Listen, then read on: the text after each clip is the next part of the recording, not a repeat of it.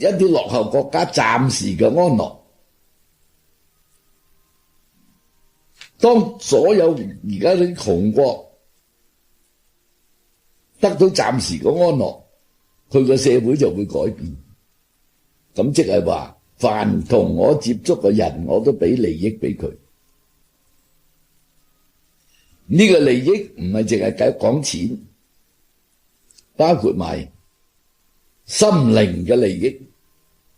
例如而家我講嘅目的，講修心嘅目的，就係想信我嘅人照住咁樣嚟到思維，照住咁嚟到修心，佢就可以得到咩利益呢？